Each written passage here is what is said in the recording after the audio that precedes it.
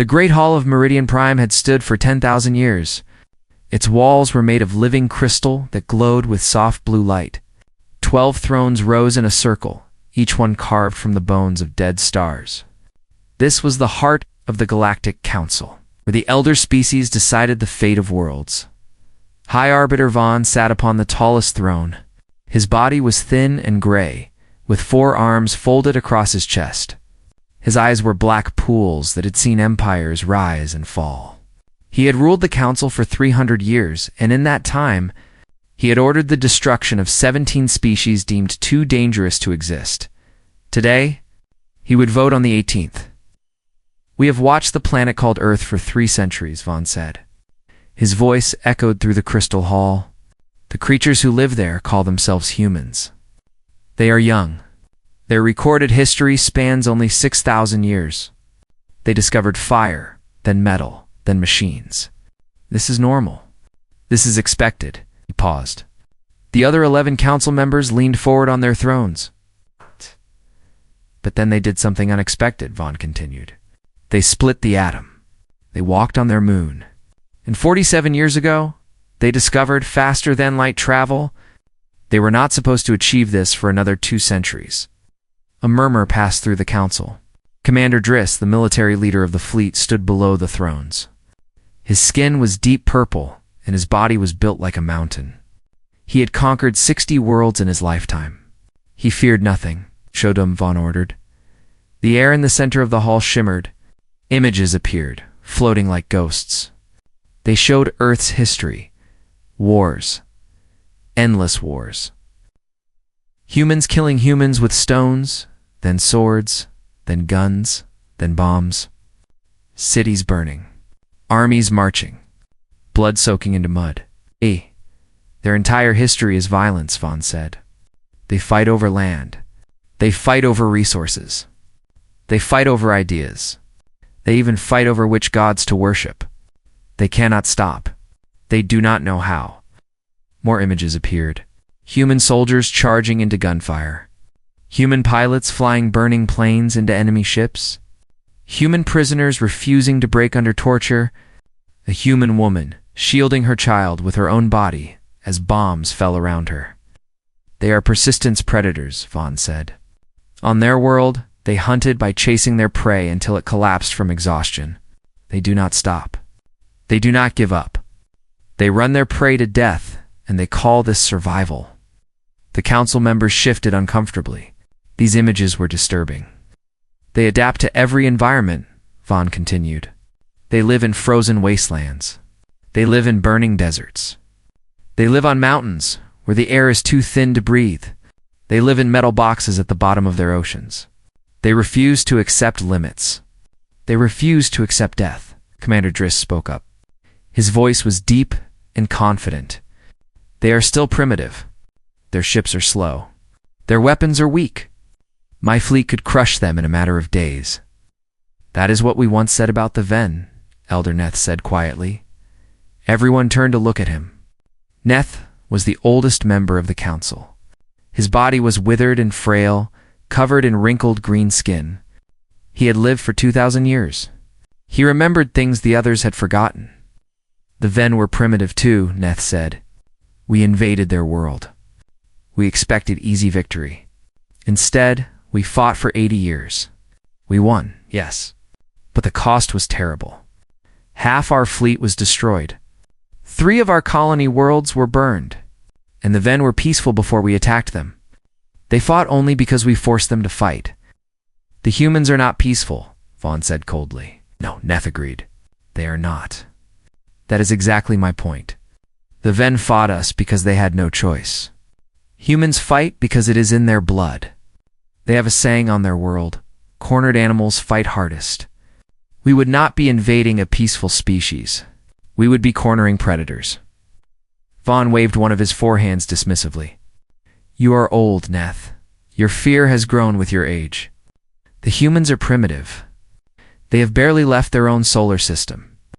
They do not know we exist. Commander Driss will bring 30,000 ships. 30,000. The humans have perhaps 200 vessels capable of space combat. This will not be a war. It will be an execution. And if you are wrong? Neth asked. I am not wrong. The vote was called. One by one, the council members raised their hands. 11 voted for invasion. Only Neth voted against. It is decided, Vaughn declared. Commander Driss, you will depart within the month. Destroy their military capabilities. Capture their leaders. Enslave those who surrender. Kill those who resist. Earth will become a mining colony. Their species will serve us or die. Commander Driss bowed his massive head. It will be done, High Arbiter. I will bring you their planet as a trophy. The council session ended. The members departed to their ships, returning to their homeworlds to prepare for the spoils of conquest. They were already discussing how to divide Earth's resources among themselves. Only Neth remained in the Great Hall. He sat alone on his throne, staring at the empty air where the images of humanity had floated. He watched the recordings again. Human soldiers charging machine gun nests. Human prisoners carving weapons from their own bones. Human mothers teaching their children to fight. You fools, he whispered to the empty hall. You absolute fools. 12 light-years away, in a small station orbiting Neptune. Dr. Minho stared at his screen in disbelief. The station was old and cramped. It had been built to study deep space, to listen for signals from other stars. For 20 years, Minho had worked here, hoping to find proof that humanity was not alone in the universe. He had found it, but not the way he had hoped. The transmission was encrypted, but human computers had grown powerful. It took 6 hours to break the code. When Minho read the translated message, his hands began to shake. He reached for his communication, his device and connected to Earth. The face of General Jiho appeared on the screen. Jiho was a hard man with cold eyes and gray hair cut short. He had commanded Earth's combined military forces for a decade. He had never lost a battle. What is it, Doctor? Jiho asked. General, I've intercepted an alien transmission from something called the Galactic Council. Minho's voice was trembling. They've voted to invade Earth. 30,000 warships. They'll be here in 18 months. Jiho was silent for a long moment. His expression did not change. When he finally spoke, his voice was calm and cold. Send me everything you have, General. What are we going to do? 30,000 ships. We have nothing that can stop that. Jiho looked directly into the camera. His eyes were not afraid. They were angry. We have 18 months, Doctor. That is enough time. I want you on the next transport to Earth. You will work with our weapons division. We are going to give these aliens a war they will never forget. Ow. Do you really think we can win? I don't think we can win, Doctor. I know we will. These creatures believe they are coming to conquer a primitive species. They believe we will break. They believe we will bow. They believe we will die quietly. Jiho leaned closer to the screen. They have made the worst mistake in the history of their civilization. They have given humanity time to prepare. And when they arrive, they will learn what humans do when someone threatens our home. What do we do? Minho asked. Jiho smiled. It was not a pleasant smile. It turned their invasion into a funeral. Their own. The world changed in a single night. General Jiho called a secret meeting of every major government on Earth. Presidents, prime ministers, generals, and admirals gathered in a bunker deep beneath the Swiss Alps. They came as rivals and enemies. They left as one united force. The alien transmission was played for them. They heard the council's vote. They heard Commander Driss promise to enslave or kill every human on Earth. They heard the casual way these creatures discussed the end of humanity for the first time in history. There was no argument, no debate, no politics. We have 18 months, Jiho told them. Everything else stops. Every factory, every scientist, every soldier, every resource on this planet now serves one purpose: survival. We are going to build the greatest war machine in human history, and we are going to hide it until the moment we strike. The plan was called Operation Silent Grave. On the surface, Earth would appear to panic. News broadcasts would show chaos and fear. Governments would issue desperate pleas for peace. Military forces would seem disorganized and weak. Observation drones sent by the alien fleet would report exactly what they expected to see: a primitive species falling apart at the mere thought of invasion beneath the surface. The truth would be very different. Captain Una was 31 years old. She was the best pilot Earth had ever produced. She could fly anything with wings or engines, and she could outmaneuver pilots with twice her experience. When General Jiho asked her to lead the secret air forces, she did not hesitate. "How many pilots do we have?" she asked. "Right now, about 40,000 qualified for space combat," Jiho replied.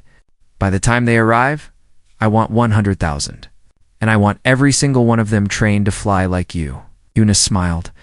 "That's impossible, General." "Then make it possible." For 18 months, Una worked without rest. Training facilities were built underground. Simulators ran day and night. Pilots were pushed beyond their limits, broken down and rebuilt. Many quit. Many failed. But those who survived became the deadliest pilots in the galaxy. Meanwhile, Dr. Minho led the weapons division. The alien scout ships that had been observing Earth were captured one by one. Their technology was studied, taken apart, and rebuilt. Human scientists did not just copy what they found. They improved it. "Their shields are impressive," Minho reported to Jiho after 6 months. "But they have a weakness. The frequency fluctuates every few seconds. If we time our weapons correctly, we can hit them in the gaps. I'm building something that will disable their shields entirely." "How long?" Jiho asked. "Another year. Maybe less if you give me more people. I'll have as many people as you need." "What about their weapons?" Minho grinned. It was the grin of a man who loved his work. "Their plasma cannons are powerful but slow. Our railguns are faster. And I've been working on something new. We captured one of their communication devices. I figured out how to jam it. When the invasion begins, their ships won't be able to talk to each other." Lieutenant Hannah was given command of the ground forces. She was young for such responsibility, only 28, but she had proven herself in every battle she had fought. She was brilliant at one thing above all else: making enemies suffer.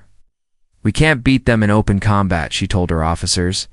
"Their soldiers are bigger, stronger, better equipped, so we won't fight in the open. We will make them come to us. Every city will be a trap. Every road will be a kill zone. Every building will be rigged to explode. They will take ground, and they will pay for every meter in blood." The cities were evacuated in secret. Millions of people moved underground into bunkers that had been built over the past year. The buildings above were left standing, but they were no longer homes. They were weapons. Hannah trained her soldiers in tactics the galaxy had never seen: guerrilla warfare, ambushes, psychological operations, how to appear from nowhere, kill quickly, and vanish before the enemy could respond, how to use darkness and fear as weapons. "These aliens have never faced an enemy like us," she told her troops. "They conquer through overwhelming force. They have never been hunted. We are going to teach them what it means to be prey." Admiral Taiho commanded Earth's greatest secret, the Hidden Fleet. 700 warships were built in secret shipyards deep within the asteroid belt. They were smaller than the alien vessels, but faster and more agile. Their hulls were painted black. Their engines ran silent. They carried no lights, no signals, nothing that could be detected. Taiho spent months positioning his fleet among the asteroids. From a distance, his ships looked like rocks floating in space. Even the most advanced sensors could not tell the difference. "When do we strike?" his officers asked. "When they think they've won," Taiho replied. "When they're celebrating their easy victory. When their guards are down and their ships are scattered, that's when we close the trap. No retreat. No escape. We will destroy every single one of them." As the months passed, the alien observation drones reported back to Commander Driss. Earth appeared to be falling apart. Military forces were in chaos. Governments were issuing pathetic pleas for mercy. Civilians were fleeing to underground bunkers in terror. Driss laughed when he reviewed the reports. This was going to be even easier than he had expected. "The humans are already beaten," he told High Arbiter Vaughn. "They have surrendered before we even arrive. I almost feel sorry for them. Do not feel sorry, Vaughn replied. Feel nothing. Crush them quickly and bring me their world. It will be done, High Arbiter. In 3 months, Earth will be yours. The alien fleet crossed into human space. 30,000 warships, each one larger than anything humanity had ever built. They moved like a swarm of locusts, blocking out the stars as they approached. On Earth, General Jiho watched them come. Satellites tracked their movement. Deep space sensors counted every ship. The information was sent to Captain Yuna, to Admiral Taiho, to Lieutenant Hannah, to every commander in the hidden military. They'll reach Earth's orbit in 6 days, Jiho announced. Is everyone ready? My pilots are ready, Yuna replied. We've been ready for months. The ground forces are in position, Hannah reported. Every trap is set. Every kill zone is prepared. The fleet is hidden and waiting, Taiho confirmed. They'll never see us coming. What about the weapon? Jiho asked. Dr. Minho's face appeared on the screen. He looked exhausted but triumphant. The shield disruptor is ready, General. 1 shot and their defenses will fall. Jiho nodded slowly. He looked at the screen showing the approaching alien fleet. 30,000 ships, coming to destroy everything humanity had ever built. They think they're coming to conquer a helpless world, he said quietly. They think we're primitive, weak, afraid. They have no idea what's waiting for them. He turned to face his officers. His expression was hard as stone. Let them land. Let them think they've won. And then we show them what happens when you threaten humanity. We don't just fight back. We don't just defend ourselves. We make them pay for every life they've taken, every world they've conquered, every species they've destroyed. Captain Yuna's voice came through the communication system. What's our objective, General? Jiho's answer was simple. Total annihilation. Not one of them leaves our solar system alive. This invasion ends here. And when it's over, the entire galaxy will know. Earth is not a world to be conquered. We are a species to be feared. The trap was set. The bait was in place. And humanity waited in the darkness, ready to turn an invasion into a slaughter. Commander Driss stood on the bridge of his flagship and watched. Earth grow larger in the view screen. The planet was beautiful, he had to admit. Blue oceans. Green lands. White clouds swirling across its surface. It was a shame that such a pretty world was inhabited by dangerous vermin. Begin the invasion, he ordered. Thousands of dropships launched from the fleet. They fell toward Earth like metal rain, carrying millions of soldiers. Each dropship was the size of a human building, packed with warriors who had conquered dozens of worlds. They expected nothing but easy victory. The dropships landed on 6 continents at the same time. Doors opened. Soldiers poured out, weapons ready, expecting to meet terrified humans begging for mercy. The cities were empty.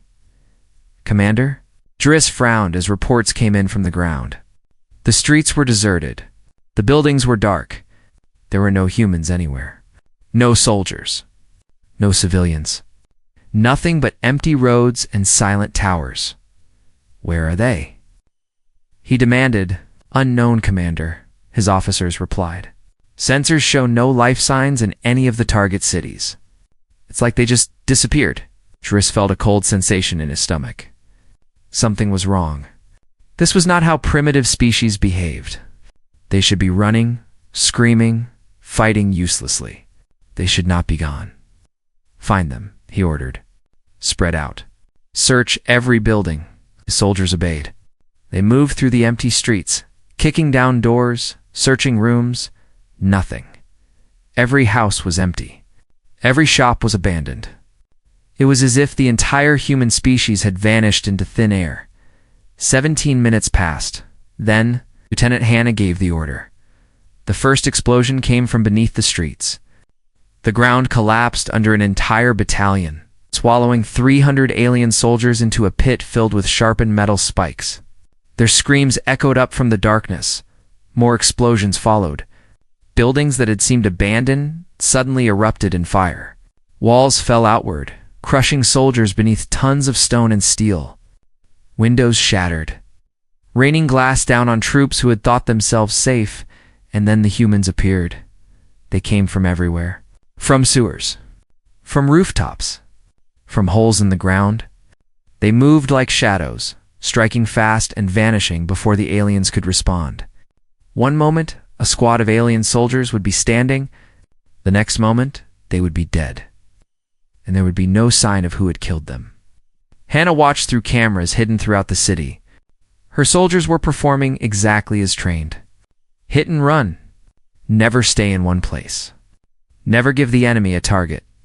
Make them afraid of every shadow, every corner, every sound.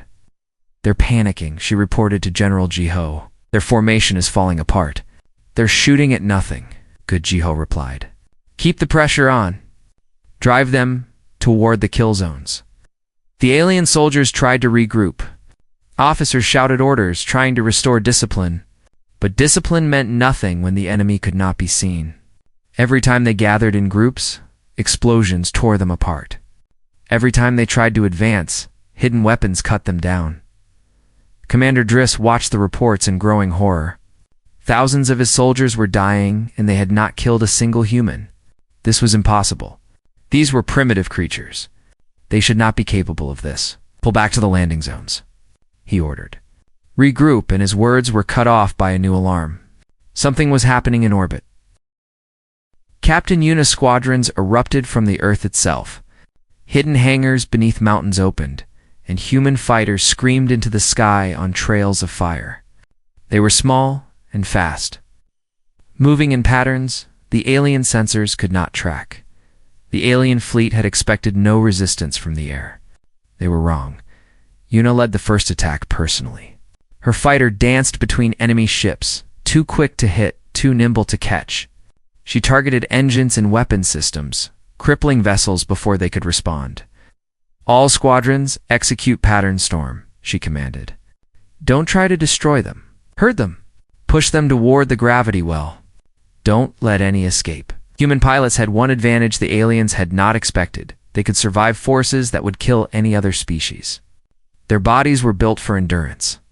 They could withstand turns and accelerations that would turn alien pilots into paste inside their own cockpits. The alien fleet tried to respond, but their ships were designed for slow, methodical combat. Human fighters moved like angry insects, stinging and dodging, never staying still long enough to be swatted. Commander Driss screamed orders at his fleet. Destroy those fighters. Concentrate fire. But every time his ships turned to engage Yuna squadrons, they exposed their backs to another attack. The humans were not trying to win. They were pushing, guiding, driving the alien fleet exactly where they wanted it to go. On the ground, Lieutenant Hannah pressed her advantage. The alien soldiers were trying to retreat to their dropships, but the dropships were gone. Human teams had destroyed them while the aliens were busy searching. Empty buildings. There was no escape. Hannah emerged from hiding for the first time. She walked through a street littered with alien bodies, her rifle resting on her shoulder. Around her, human soldiers appeared from the shadows. Thousands of them. They had been there the whole time, watching, waiting. A group of alien soldiers spotted her. They raised their weapons. Hannah didn't even flinch. You came to our world to make us slaves, she said calmly. You thought we would break? You thought we would surrender? You were wrong. One of the aliens, an officer, stepped forward. His translator device converted Hannah's words. His face twisted with confusion and fear. How? He demanded. You are primitive. Your technology is nothing compared to ours. How are you doing this? Hannah smiled. It was not a kind smile. Technology is not everything, she said. You have better weapons, better armor, better ships. But you have forgotten something important. You have been conquering peaceful species for too long. You have forgotten what it means to face a species that was born to fight. We have been killing each other for thousands of years. War is in our blood. It is what we do best. She raised her rifle. And you just walked into our home and threatened our children? You made us angry. That was your mistake. In orbit, Commander Driss finally understood what was happening. The human fighters were not attacking randomly. They were herding his fleet like animals, pushing them into a specific position. But why? What were they? The answer emerged from the asteroid belt. Admiral Taiho's hidden fleet appeared behind the alien armada. 700 black ships, rising from the darkness where they had waited for months. Their weapons were already charging. Driss looked at the tactical display. His fleet was trapped. Humans below. Humans above. Humans behind. There was nowhere to run. All ships, emergency retreat. He screamed. Break through their lines. We have 2 Taiho's fleet opened fire. The first volley destroyed 200 alien ships in seconds. Explosions lit up the darkness of space. Metal holes tore apart. Atmosphere vented into the void. Thousands of alien soldiers died before they even knew they were under attack. Admiral Taiho watched from his command ship, his face expressionless. This is Admiral Taiho of the United Earth Fleet. He broadcast on all frequencies. You came to enslave our world. You came to kill our people. Now you will die here, in our sky far from your homes. No retreat. No surrender. No mercy. The Battle of Earth had begun. And for the aliens, it was already lost. The battle lasted 11 days. 11 days of fire and blood. 11 days of death raining from the sky. 11 days that changed the galaxy forever. Commander Driss tried everything. He ordered his fleet to break through Admiral Taiho's lines. He commanded his ships to scatter in all directions. He even attempted to negotiate, offering to retreat peacefully if the humans would let them go. The humans refused. You had your chance for peace, General Jiho replied to the surrender offer. You voted for war. Now you will have it. The alien fleet was massive, but it was built for conquering weaker species. Their ships were large and powerful, designed to overwhelm enemies with superior firepower. They had never faced an opponent who refused to stand still and be destroyed. Human tactics were different. Unus fighters moved in swarms, attacking from multiple directions at once. They targeted engines first, leaving alien ships drifting and helpless. Then they targeted weapon systems, then life support. They took the alien fleet apart, piece by piece, like wolves bringing down a herd of cattle. On the third day, Una led an attack that destroyed 47 capital ships in a single hour. Her squadron flew through the alien formation like ghosts, too fast to track, too quick to catch. Enemy gunners fired at empty space where human fighters had been a second before. They can't hit us, Una reported to Taiho. Their targeting systems are too slow. They're designed to track ships that fly in straight lines. We don't fly in straight lines. Then keep doing what you're doing, Taiho replied. Bleed them dry. Human pilots could withstand forces that would kill any other species. When they turned hard, pulling 10 or 20 times the force of gravity, their bodies bent but did not break. Alien pilots who tried to follow them blacked out and crashed. Some died from the pressure alone, their internal organs crushed against their spines. This was humanity's secret weapon. Not technology, biology. Millions of years of evolution had built human bodies to endure punishment that other species could not imagine. They were persistent predators, designed to chase prey until it collapsed from exhaustion. Now, they were chasing starships. On the ground, Lieutenant Hannah continued her systematic destruction of the invasion force. Alien soldiers who had survived the initial attacks found themselves hunted through the ruins of empty cities. They could not sleep. They could not rest. Every time they stopped moving, humans appeared from the shadows and killed them. Some alien soldiers tried to surrender. They threw down their weapons and raised their hands, begging for mercy. Hannah's troops accepted their surrender when possible, taking prisoners and securing them in underground holding facilities. But there were so many invaders, and the battle was moving so fast that mercy was not always an option. We don't have room for more prisoners, one of Hannah's officers reported. What do we do? Hannah thought for a moment. She remembered the council's vote. She remembered how casually they had decided to enslave humanity. She remembered Commander Driss's words, "Kill those who resist." Tell them to march toward the coast, she said. Tell them ships will pick them up and take them home. But there are no ships. I know. It was not kind. It was not merciful. But this was war. And Hannah had learned something from studying the galaxy's history. Mercy was for those who showed mercy. The Council had shown none. Neither would she, on the 5th day. Dr. Minho's weapon was finally deployed. The shield disruptor was mounted on a small, fast ship that had been hiding among the asteroid debris. When it fired, a wave of energy swept across the alien fleet. It was invisible, silent, and absolutely devastating. Every alien shield flickered and died. Admiral Taiho saw it happen on his tactical display. One moment, the alien ships were protected by glowing barriers of energy. The next moment, those barriers were gone. The alien vessels were naked, exposed, helpless. All ships, Taiho ordered, concentrate fire. Human weapons tore through unprotected holes like knives through paper. Ships that had shrugged off attacks moments before now exploded at the first hit. The alien fleet, already battered and broken, began to collapse entirely. Commander Driss stood on his burning bridge and watched his armada die. 30,000 ships, the greatest fleet the Council had ever assembled, was being reduced to wreckage. Bodies floated in space. Debris filled the void. The darkness was lit by the fires of dying vessels. He had conquered 60 worlds. He had never lost a battle. Now he was losing everything. Transmit to the Council, he ordered, his voice hollow. Tell them. Tell them we were wrong. Tell them the humans are not primitive. Tell them to send reinforcements.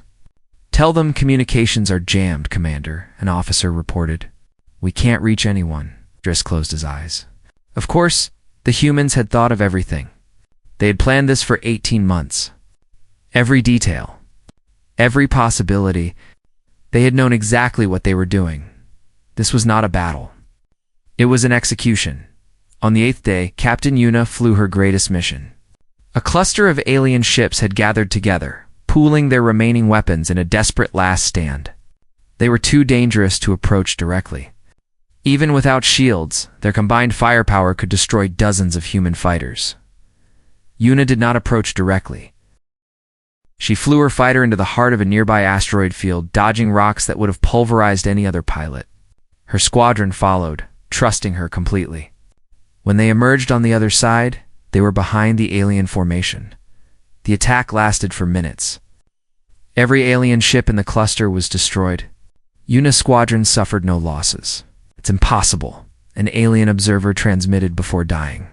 No one can fly like that. No one. On the ground, the last alien soldiers were hunted down. Some fought to the death.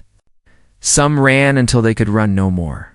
Some hid in the ruins, hoping to be overlooked. Hannah's forces found them all. By the 10th day, the alien ground forces had been completely destroyed. Over 2 million invaders had landed on Earth. Fewer than 50,000 survived as prisoners. The rest were dead. In orbit, the situation was even worse. Admiral Taiho's fleet had systematically destroyed the alien armada. Of the 30,000 ships that had entered the solar system, fewer than 3,000 remained. They were scattered, damaged, surrounded. Commander Driss's flagship was found drifting in space, its engines dead, its weapons silent. A human boarding party cut through the hull and fought their way to the bridge. They found Driss sitting in his command chair, staring at nothing. I don't understand, he said as they surrounded him. You were supposed to be primitive. You were supposed to break. Lieutenant Hannah stepped forward. She had come to witness this moment personally. Oh. We are primitive, she said. That is exactly the point. We never evolved past our violent instincts. We never became peaceful. We never stopped fighting. Your species learned to conquer through technology. Our species learned to conquer through blood and pain. When you took away your technology, you had nothing. When you took away ours, we still had 10,000 years of warfare in our hearts. Driss looked at her with hollow eyes. What happens now? Hannah smiled. It was not a kind smile. How we send a message. Not to you. You don't matter anymore. We send a message to the Council.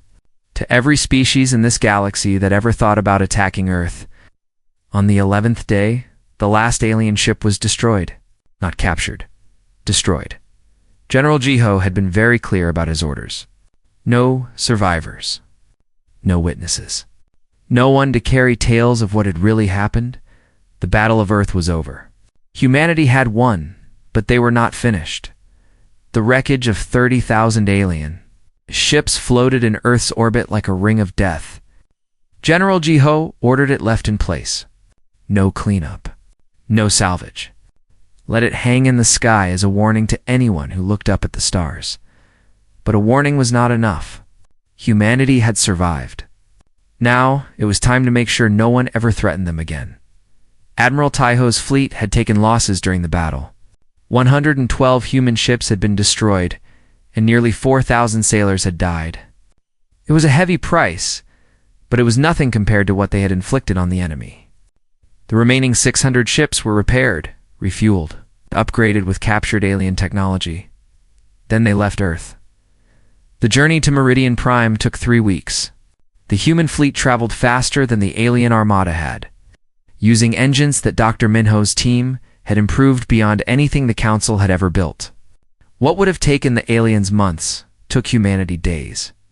High Arbiter Vaughn received word of the approaching fleet on the first day of the second week.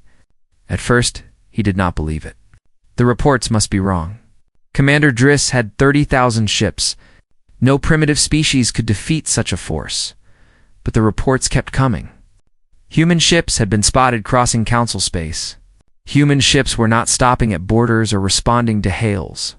Human ships were coming directly for Meridian Prime. Vaughn ordered his defensive fleet to intercept them. The fleet numbered 15,000 vessels, the largest force defending any Council world. They arranged themselves in a wall between the humans and the planet, weapons charged. Ready for battle, the human fleet did not slow down. Admiral Taiho broadcast a single message as his ships approached the defensive line. Move aside, or die. The Council fleet commander laughed. He had 15,000 ships against fewer than 600. The odds were overwhelming. He ordered his fleet to open fire. The human ships scattered like leaves in a windstorm. They moved in patterns that made no sense, dodging through the wall of plasma fire as if the shots were moving in slow motion. Then they struck back. The battle lasted 90 minutes. When it was over, the Council's defensive fleet had been reduced to burning wreckage. Not a single human ship had been destroyed. Taiho had lost 37 vessels in the Battle of Earth. He lost none at Meridian Prime. The human fleet entered orbit around the Council's homeworld. They did not attack. They did not need to. Their presence was enough. On the surface of Meridian Prime, the Council gathered in their great crystal hall for an emergency session. The 12 thrones were occupied, but the mood was very different from the day they had voted for invasion. There was no confidence now, only fear. They destroyed everything, one council member whispered. 30,000 ships, the greatest fleet we ever assembled, gone. And now they are here, another added. Above our own world, with nothing between them and us. High Arbiter Vaughn sat in silence. He had ruled the Council for 3 centuries. He had ordered the destruction of 17 species. He had never known defeat until now.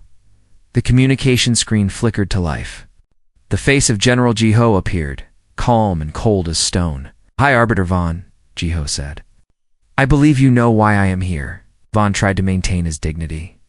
You have made your point, human. Your species is more dangerous than we believed. But this changes nothing. The Council rules 1,000 worlds. Our resources are endless. If you destroy us here, others will do nothing, Jiho interrupted. Because I am about to send a message to every world in your federation. Every species. Every colony. Every outpost. And they will all hear the same thing. He gestured to someone off screen. A moment later, a broadcast began transmitting across the entire galaxy. This is General Jiho, Supreme Commander of the United Earth Forces. 18 months ago, the Galactic Council voted to invade our world. They sent 30,000 warships to enslave our people. They expected us to break. They expected us to bow. They expected us to die quietly. His voice was hard as iron. They were wrong. We did not break. We did not bow. We did not die quietly. Instead, we destroyed every single ship they sent. 30,000 vessels now orbit our world as wreckage. Their crews are ghosts. Their commanders are dead. Not one of them escaped to tell the tale. The image changed to show the debris field around Earth. Broken holes. Shattered engines. Bodies floating in the void. It was a graveyard the size of a moon. Let this be understood by every species in this galaxy, Jiho continued. Earth is not a world to be conquered. We are not a species to be enslaved. We crawled from the mud of our planet.